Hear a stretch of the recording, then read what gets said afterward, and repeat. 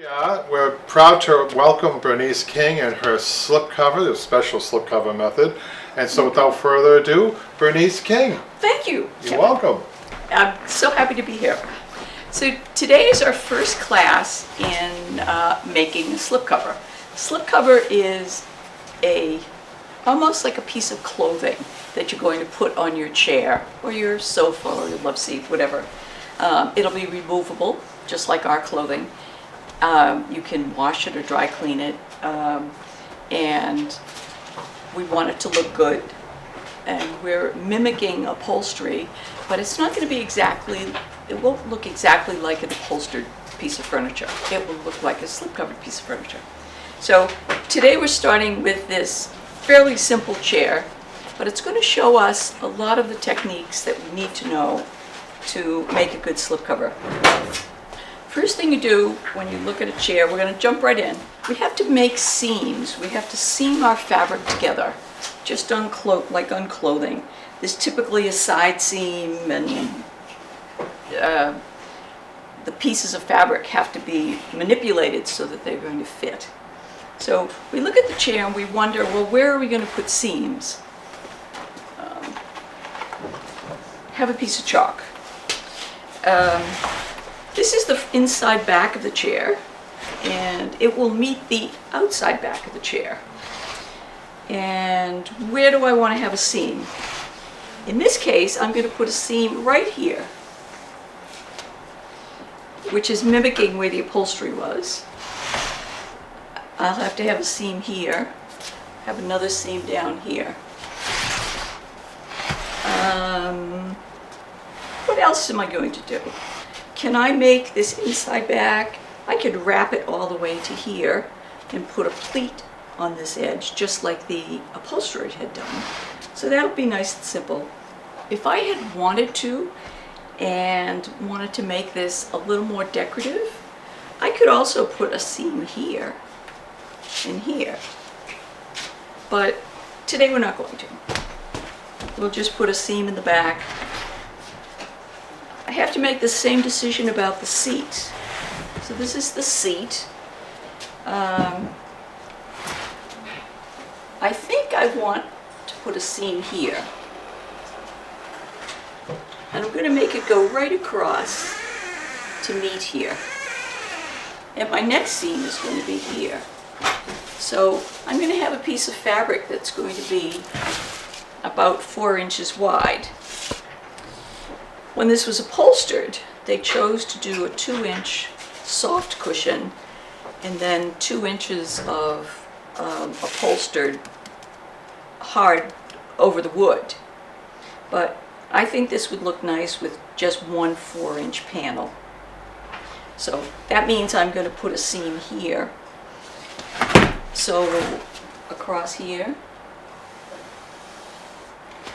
and across here. And that's going to go right to the back. It means that I need a piece of fabric that's going to go all around these 3 sides. So this will be my seat. This will be my inside back. We're going to have to remember this code. And this will be my outside back. So this will be outside back. I have to make a decision.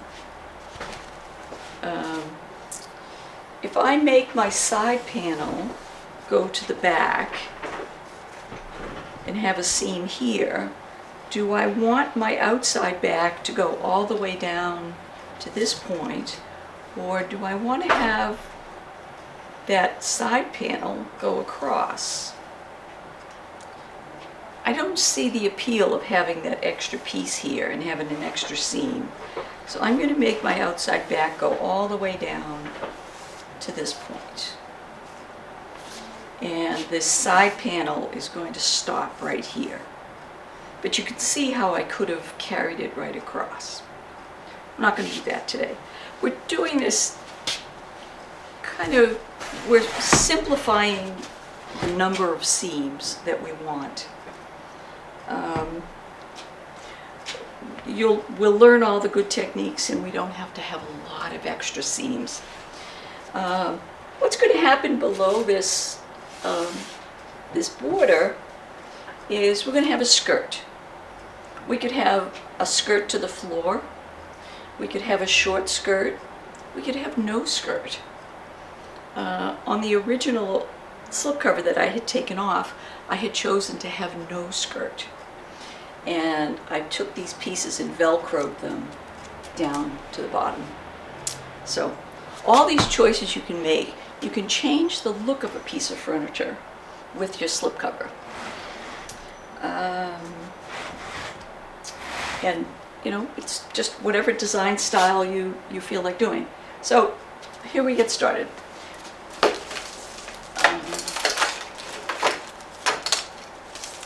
So we've made some decisions about where our seams are going to be. Now we have to find out how big the pieces of fabric should be. So, all right, I'm going to jump over here. Our first measurement is going to be the inside back. So I'm going to write down what size piece of fabric do I need to cover this. So I can go from where my seam was around and across, and that says 23 inches. I'm going to check down at the bottom because it might be bigger. So down here, come, run across. All right, it's 24 inches as I get to the bottom. And if I had to guess, I'm guessing it's because there's extra padding. So we know that the widest piece of my inside back has to be 24 inches. So my inside back, I'll do this, it's got to be 24 inches wide. And how long should it be?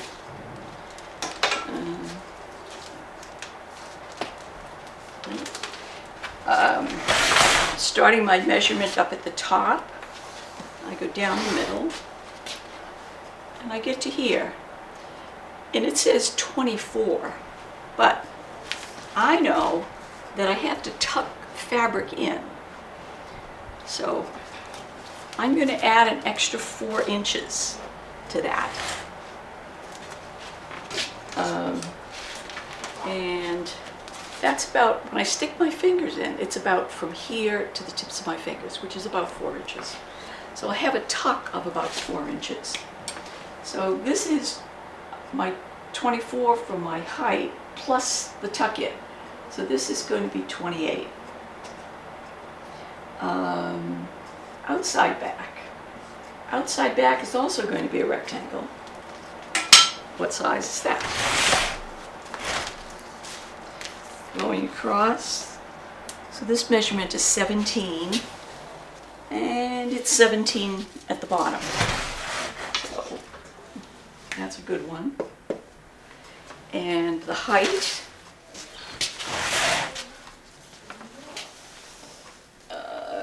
it's 25.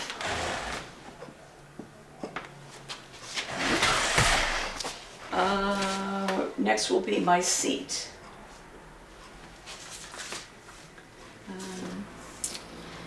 So the seat is narrower back here, which is 17 inches, but at the front edge it's 18 and a half. So I'm going to call it 19. So we're going by the biggest measurement. So it's 19 from side to side, and from the tuck to the front where I'm going to put my seam, if you can see, is another 17. But remember, I'm doing a tuck. So 17 and 4 is 21. So this is my seat. All right, the other piece we need for today is this border that we're going to carry around. So I'll just call it border. And it's going to be long in that way. So I've kind of chalked out this crest of the seam, where my new seam is going to be. And it's about 4.5 inches here, And it's about 4 inches over here. So it's going to waver a little bit. But we're going to call it 5. I'd rather have it a little too big than too small. So we'll just call it 5. And it needs to go all the way around. So I'll start at that outer back edge leg. Around. And go around to the back.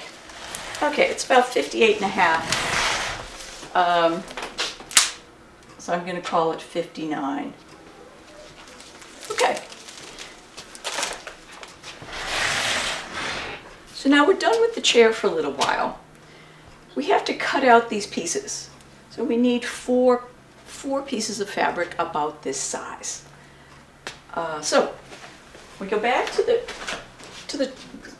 our worksheet. Our inside back measures exactly like 24 by 28.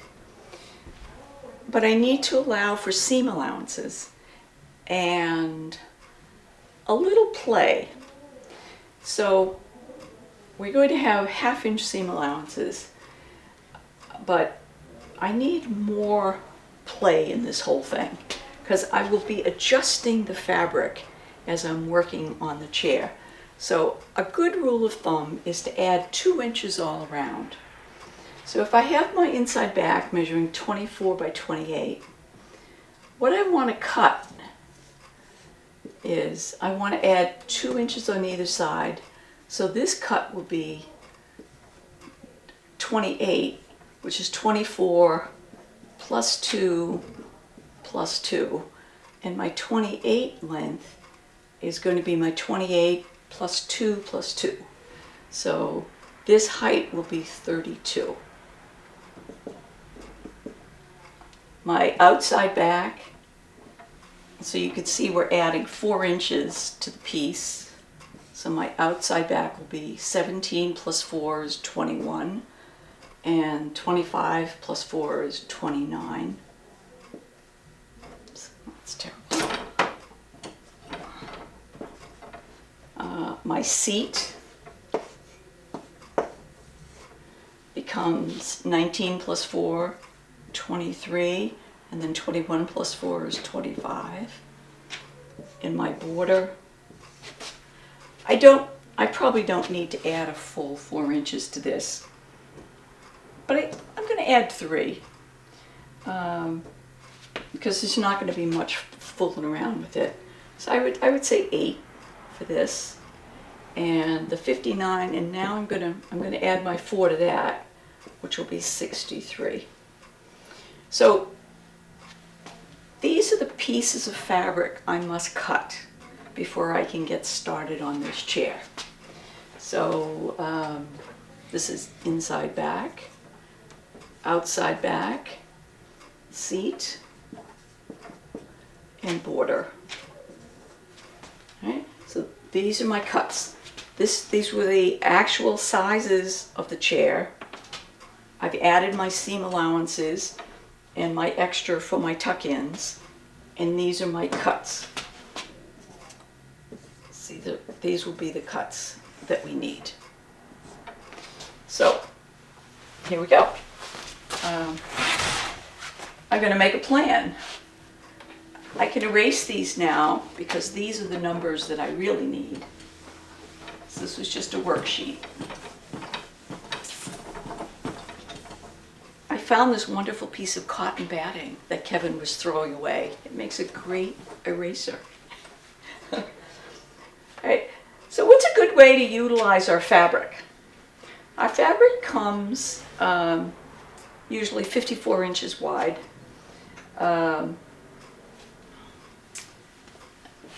This piece that's 63, so if I'm cutting, so if my fabric is here, 54 inches wide, I need a piece that's 63.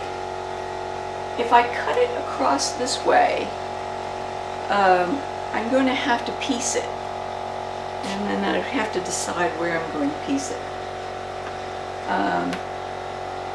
today I'm using a pale green linen, so there's really no direction to it. So I could run my border this way, and I wouldn't have to have seams in it, which is appealing to me, because I'm not sure where would I put the seams. I would probably put the seams on the corner if I had to run the fabric this way. But since I don't, since it's a solid, we're going to go with running it down. So I'm going to run, my border is going to be here, and this will be my 63. Which means now that my up is here. That's the direction of that the chair is going to take. So now I want to place my inside back. I need a 28 by 32. If this border is 8 and this is 54, then that gives me 48 inches left. So I could place my inside back here. So I could put my inside back. So this is 21 by, oh no, 30, it's, I can't, so this height is going to be 32 and it's 28 wide. So this is good. So this one is going to be 63. So that will fit nicely. If this is 8 and this is 32, then I've taken up 40 inches of this, and that leaves me about 14 inches. So I have to think, is there anything I can put in there? And the answer is no. This piece is too big. My outside back can go alongside it. That's 21 by 29. So I could put it right here. So this is 29, and this would be 21. Outside back. And then my seat, because I know that this is where my top is, it's 23 by 25. So I go just like this. 25 up and 25 this way. Well, I guess it's 25 up and 23. And this is my seat. So these are all my pieces that I need. What happens to all the rest of this? Well, I'm going to need a lot of welt cord, covered welt. So I need to cut strips to cover my cording so I can use those scraps there. I also, remember, we're also doing some kind of skirt. So I have to anticipate that. And it may be that I could cut my skirt like this, maybe in 2 pieces. So this might be a good place for a skirt to be. But we're not there yet. I haven't quite decided how long I want to make my skirt.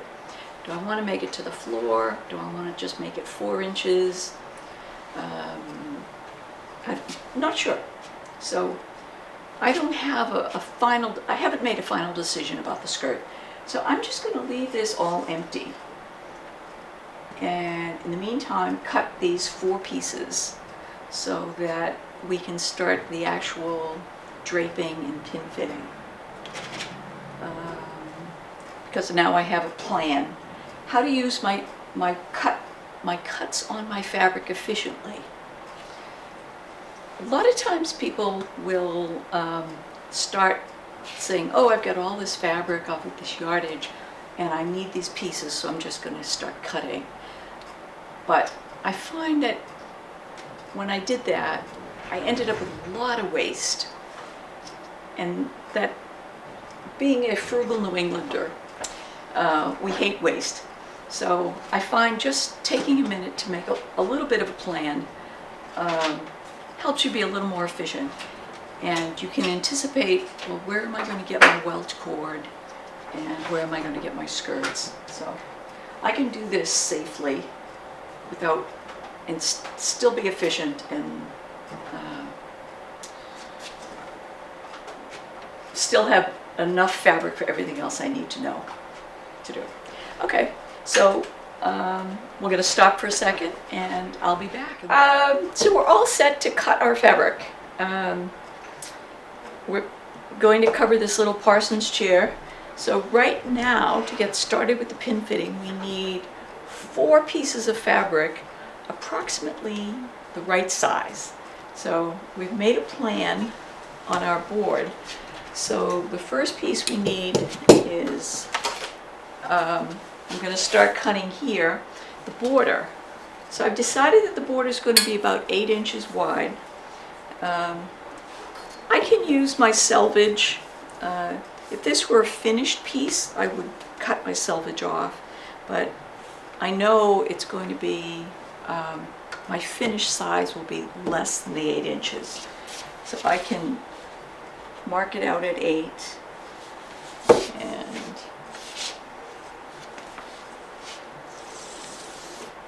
I'm using bright pink chalk so that you can see what's going on. This will be the back side of the piece. So I'm cutting 8 inches. I know that this piece has to be 63 by 8. I also know, while I'm doing this, I should keep track of which is the right side and which is the wrong side. So I hate to get confused at the end. And I want to remember which is the up and which is the down, because I want to be consistent.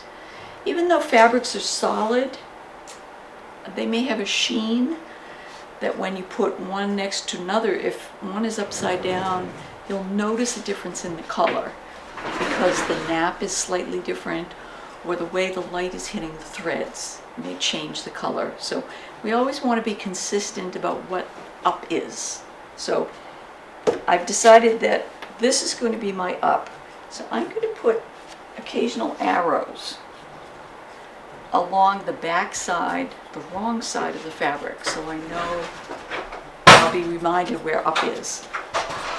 Okay? So I'm working on cutting this border piece, which is 63 by 8. My table here is not 63, so I have to do it in pieces. But I can start my next piece, which is here, which will be the inside back. I need it to be 28 inches wide this way and 32 inches high. So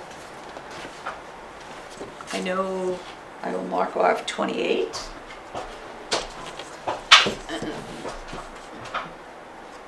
28 here.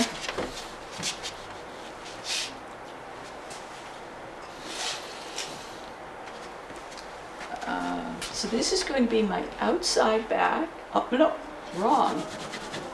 This is why this is important. That's wrong. Inside back, and that's my up. And I need it to be 32 inches tall. So it's here.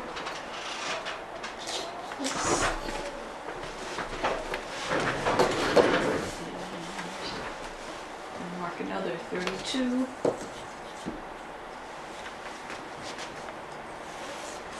Okay. So actually my inside back is all done. So I can cut it out.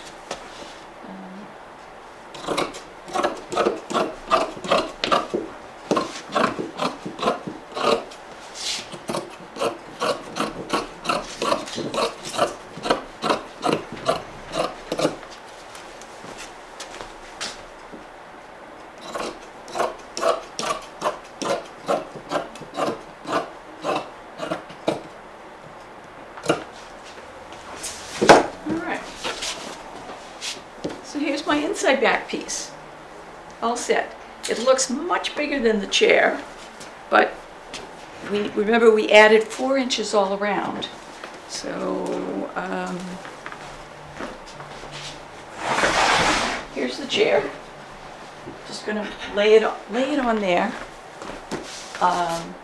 So I'll remember all the pieces that I've gotten.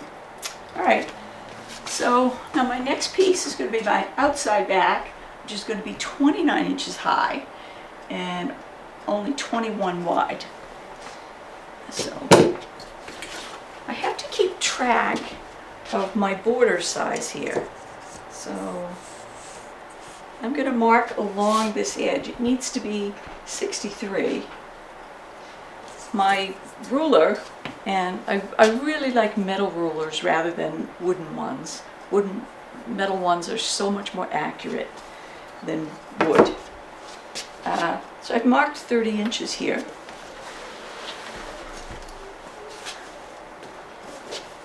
So I know I need another 33 after I get to that point.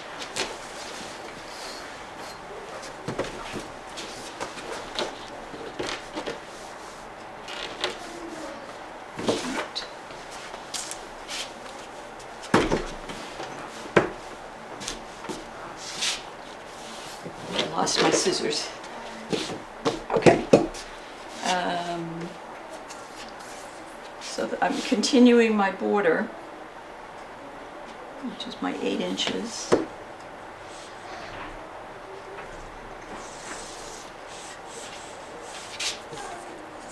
right, and from my 30-inch mark, I'm going to mark another 30. So I know this is 60. So I just need 3 more inches past that. All right, the next piece I'm cutting, I did my inside back, now I'm going to cut my outside back. So it needs to be 21 inches wide. And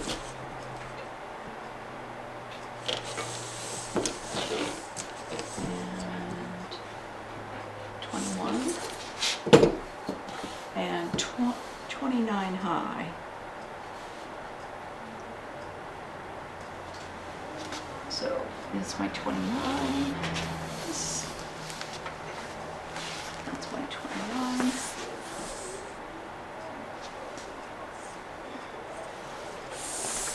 Okay, so this is outside back, OB that I'm marking, and the arrow that points up, so I don't get confused. It's really easy to get confused if you don't mark the pieces as you cut them.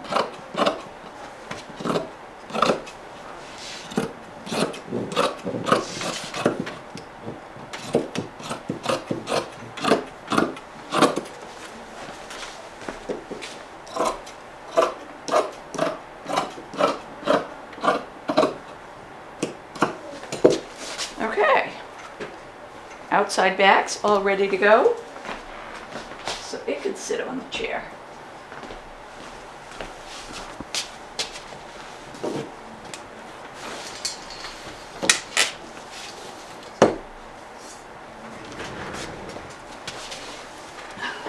Here's my chalk.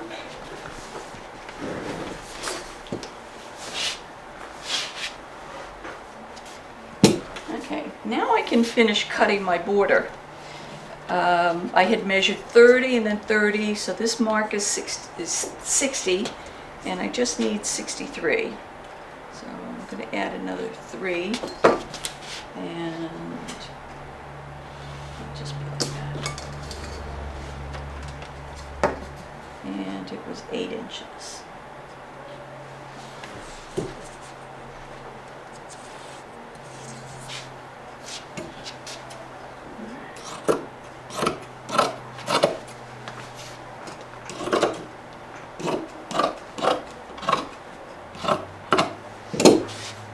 Some of these cuts are a little sloppy, but it's okay because I have 2 inches on either side bigger than what I need. So if I'm not really accurate in my cutting, it'll be okay.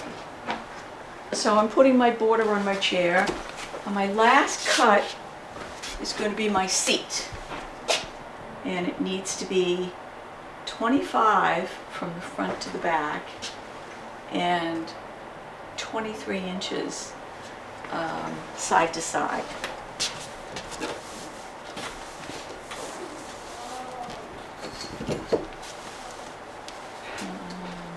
So 23 side to side.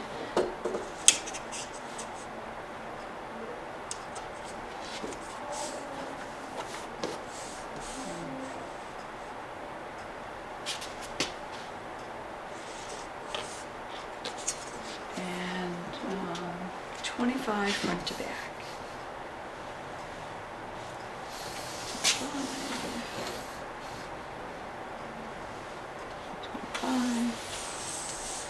I'm going to do 23 again over here.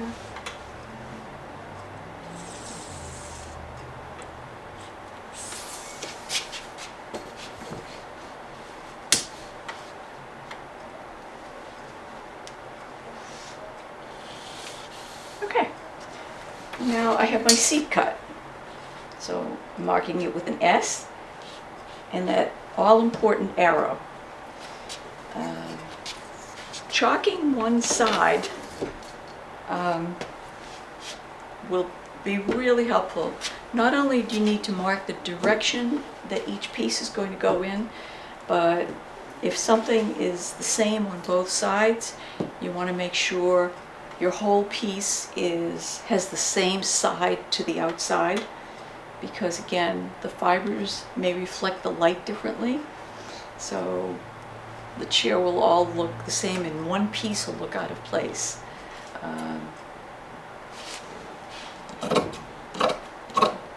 Even though to my eye, when I look at both sides, I think they're exactly the same. There's no difference, and why am I making such a fuss? And the answer is, make the fuss because you only have to be burned once and have a piece all completed, and then you stand back and look at it and you see that one piece is on backwards, and you've got to take it all apart and just to turn that piece around. And it's so much work to take something apart. As sewers, we do it because it's the right thing to do, but it doesn't mean that we're happy. So if I can save one person from having to take apart a slipcover, that's a good thing.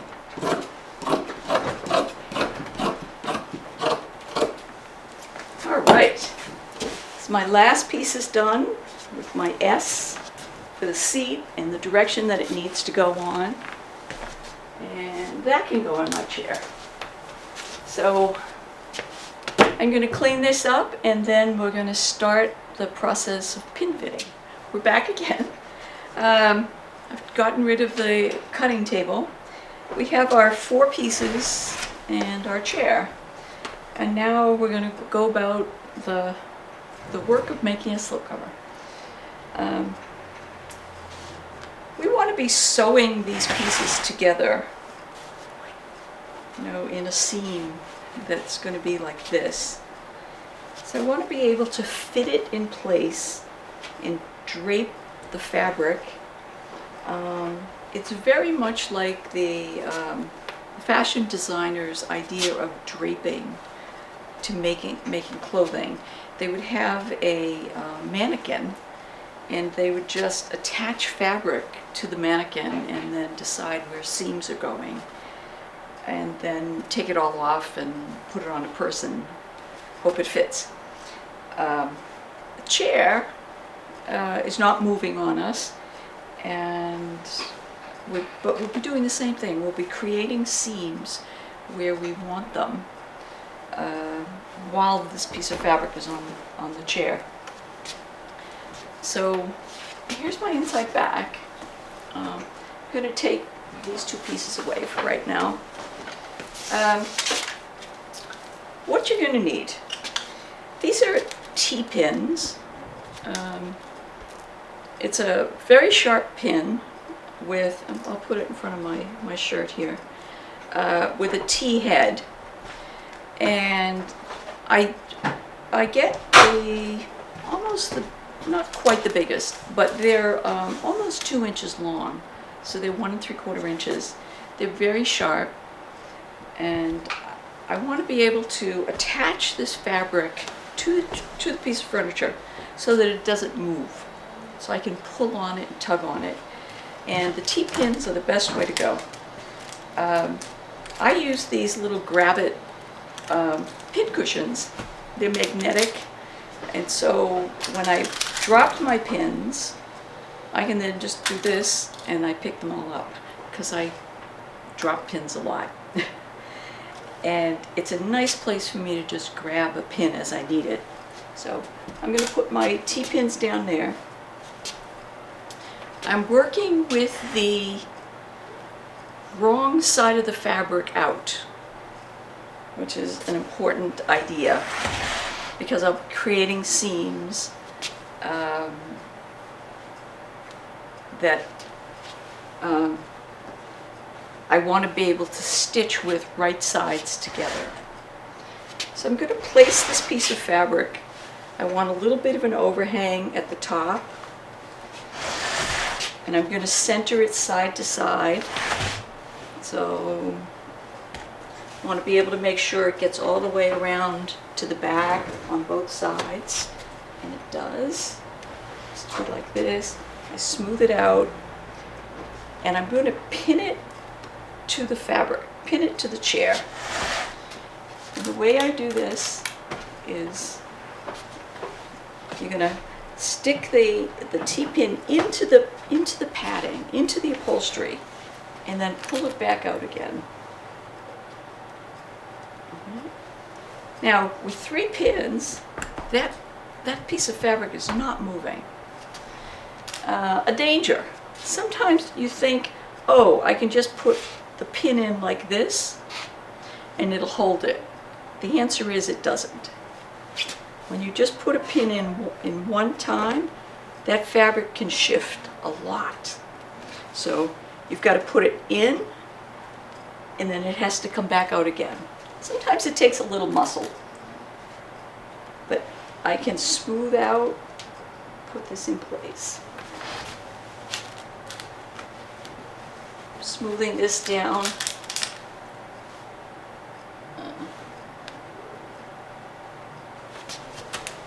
Here, and back here, and I'm going to put one in the middle.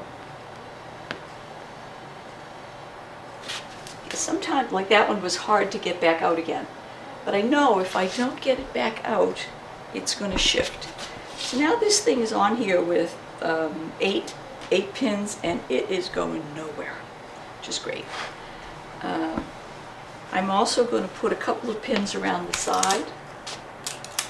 Once it's placed nicely, I can go to the side.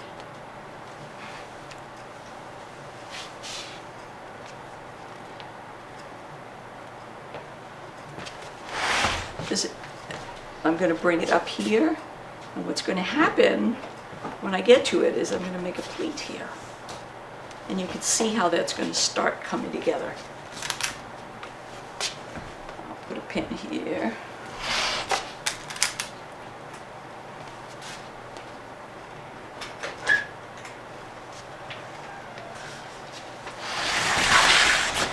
Put a couple down this side. See, I'm smoothing.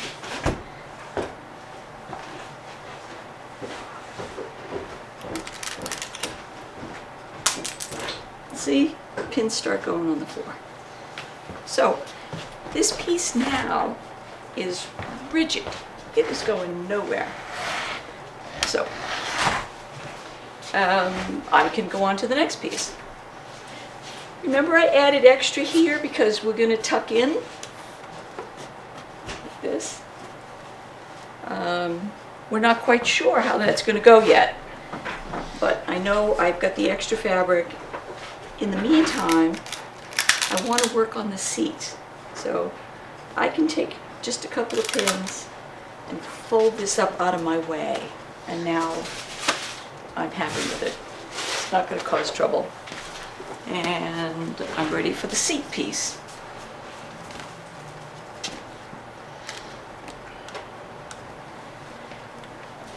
We had given a little chalk line in the blue about where our seam is going to be.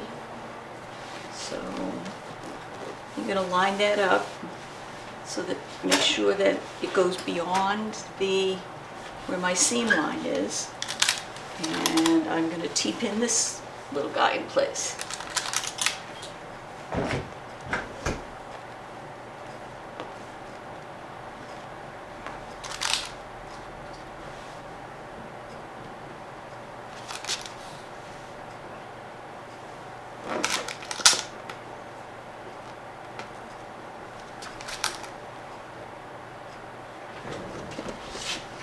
Again, this seems to be extra long, but remember, it's got to tuck in. And this piece is going to tuck in. So these two pieces are going to go next to each other, and we'll decide where a seam is, and then but we need this extra for the tuck. The reason for the tuck, if I didn't give extra fabric here, and it was taut, every time somebody sat on this chair, what would happen is it would pull the back down and it would rip it. So when we put a little bit of extra fabric in that tuck, when someone sits on the seat, it's going to pull fabric from what we have tucked in and not rip out the inside back. So that's the whole reason for tucks.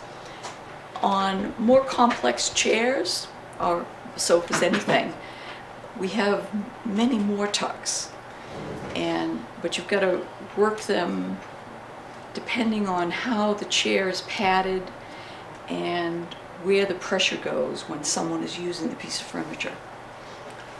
This chair is fairly simple, it just has one tuck, but it's going to show you all of the fundamentals of how to make a slipcover.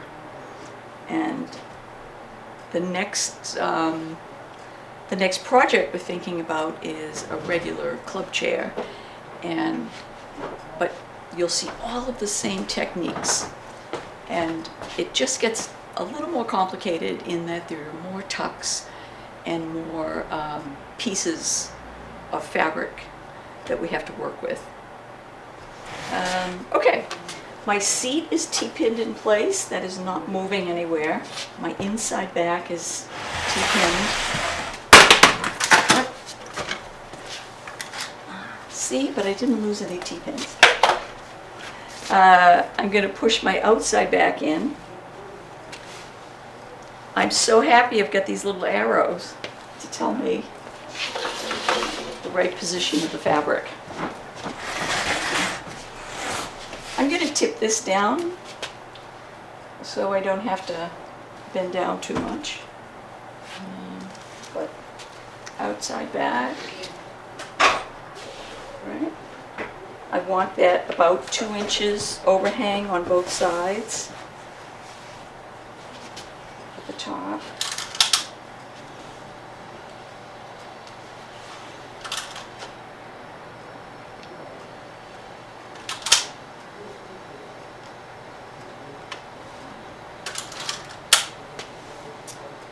I'm going to say it again. An important thing when you're T-pinning is to make sure you go in and then back out again. So I'm having trouble right here.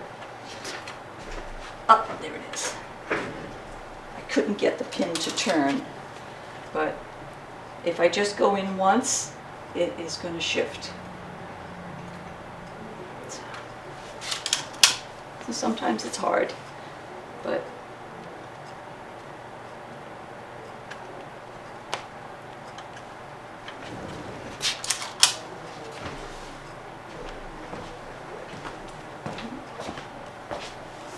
so I'm having a lot of trouble getting it in right here because there's very little padding, it's just the wood. So I tried twice this way, didn't work, so I'm going to try this way. There, it went in. That's all I care about. So if it doesn't go in one way, try it another. So that. Okay, there we go. That's good. All right. So now we've got our 3 main pieces already on. I like the pale green. I think it's going to make a nice slipcover. And the linen has a nice little texture to it. I could continue with the border piece.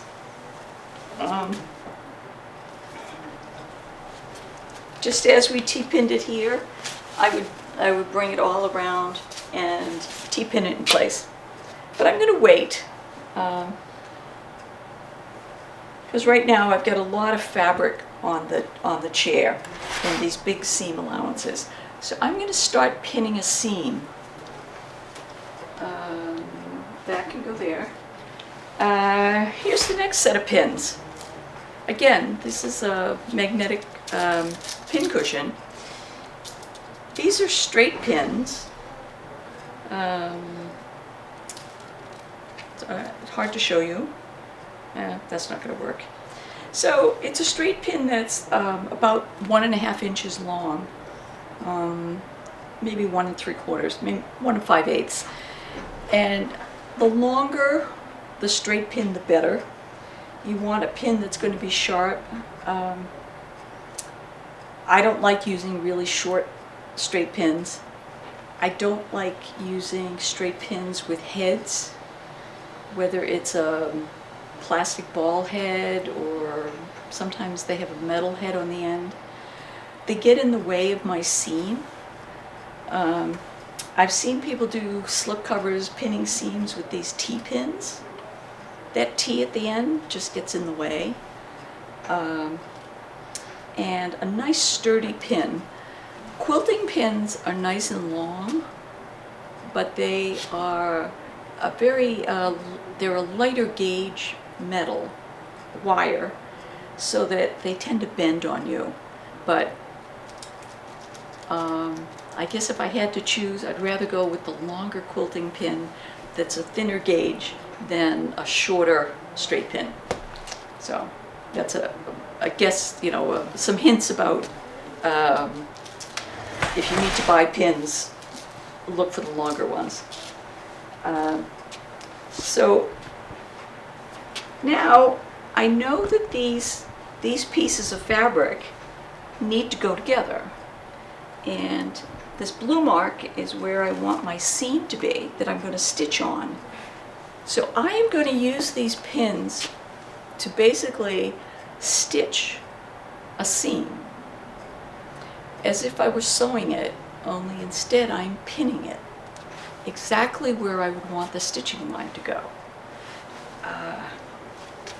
So then later on when I take this off and bring it to the sewing machine, I'm going to know exactly where I need to be stitching. And the answer is I need to be stitching exactly where the pin lines were. So I can now, let's see if I can show this well.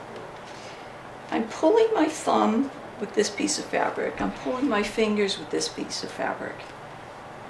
And I'm bringing them both to the edge. And I'm holding them snug there. And I'm putting my pin in. Exactly where that edge of the chair is, because that's exactly where I want my thread to be on my stitch line. And I'm going to keep going. I can pull this up with one hand, fingers on one side, thumb on the other.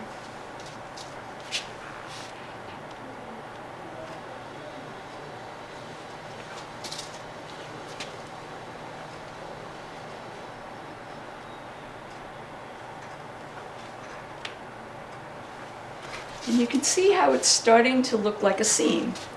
So I started going in this direction, and now I'm going to go in this direction. All the pins don't have to be facing the same direction. I do like to put pins fairly close to each other. So there's about, a 1/4 inch gap between the head of one pin and the point of the next one.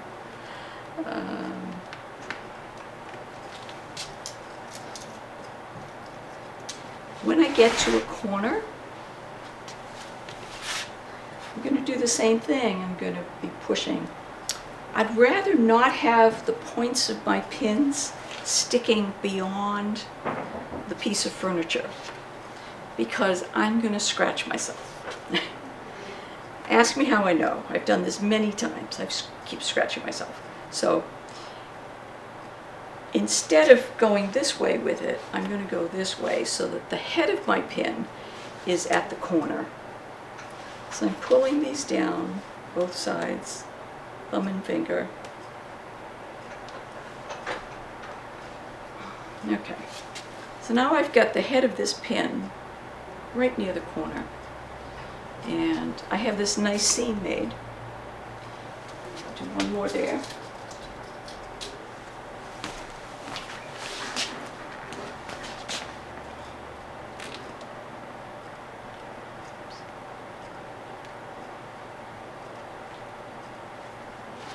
Okay. So, now I'm going to work on the side.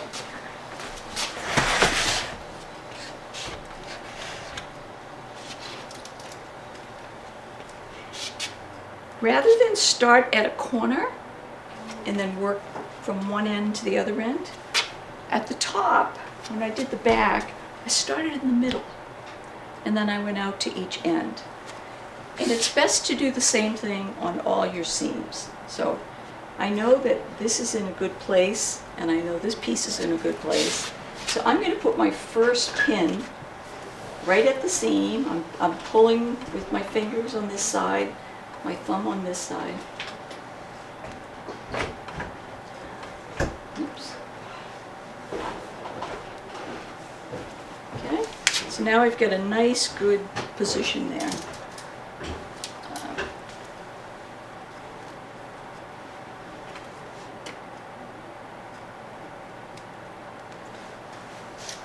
Because this fabric is really attached to the furniture, I can just keep pulling on it and it's not going to shift, but it does give me a nice snug fit. If my T-pinning was kind of sloppy and loose, this would be shifting all over the place and it would be hard for me to get good seams. But really the basis of good seam pinning is good stability pinning with those T-pins. Oops. Okay, so you can see how it's coming. It's not a perfectly straight line, but that's okay. Now, I have an issue here. This seam is coming up nicely. It's looking good. On the back side, I can see where that seam is coming up. It's looking good. This seam is coming across. It's looking good. And now I just have to kind of finish it and square it off. But on the front side, I have all this extra fabric that I'm going to make into a pleat and tuck it in. So I think the best way to do a pleat is first to pin this piece down the way we did the others. And since it's a corner, I'm putting the head of the pin at the corner and going this way.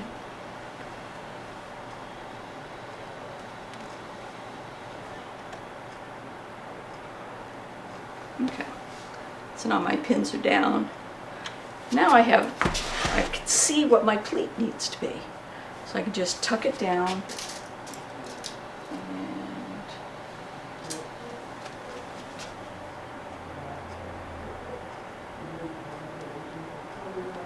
okay. So that will be where my pleat is. That'll look nice. I can look on the back side to check the way these seams are coming up. It's all looking good. All right. Now I've started from the middle and went up over here. And I'm going to do the same thing from here and go up and finish off this pleat at this corner.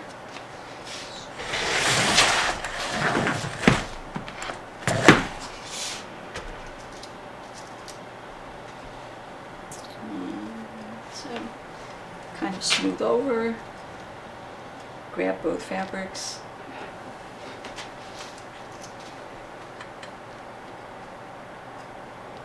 Just watching me pin, it's like, you know, watching paint dry. Kind of boring, but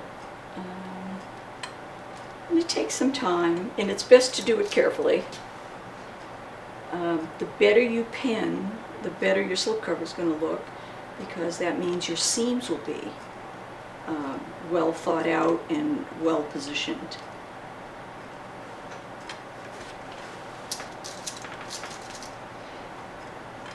If this T-pin were in my way, as I'm starting to do this, if I had put it too close to the seam, I could always like just do this and then reposition it. And in fact, I think I might want to reposition it up here to give me some better stability.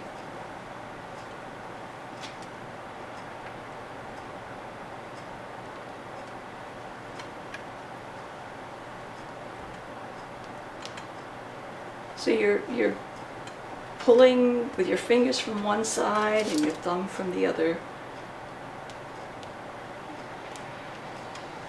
All right, I'm just about at the corner.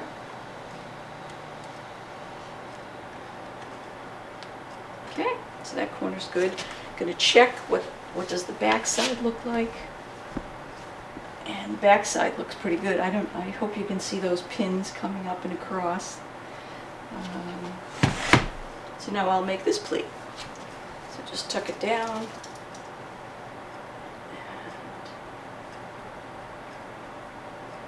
And pin. It's all ready to go.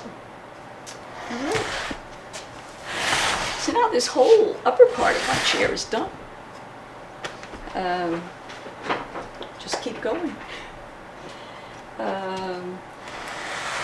Sometimes when I get to this point, I take some of these T-pins out, so I don't need them for stability anymore. And because it's me, I sometimes end up scratching myself on them. And the cardinal rule about working with fabric is you can't bleed on the fabric. It makes a mess, then you've got to clean it, and you hope it doesn't leave stains. So if I don't need the extra T-pins, as I don't now here, I try to get rid of them, just for my own safety.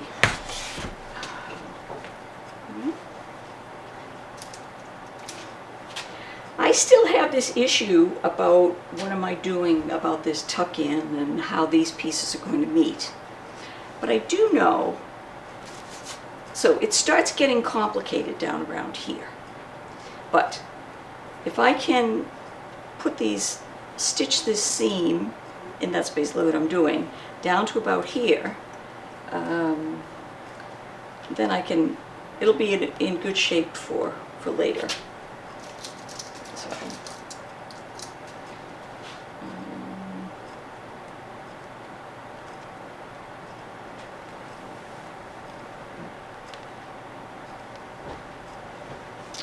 okay, that looks good.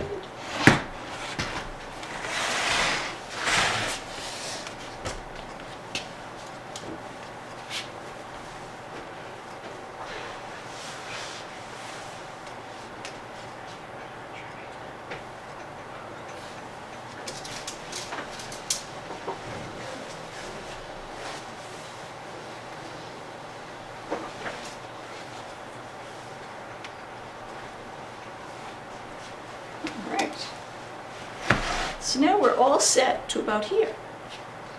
I'm going to take out a few more pins. We're going to pause now. We've got this whole upper part done. Now the next time we'll finish pin fitting the rest of the chair, the seat, the tuck in, the border, and then we'll be ready to go. But what we did today, we started with a bare chair. We picked where our seams were going to go.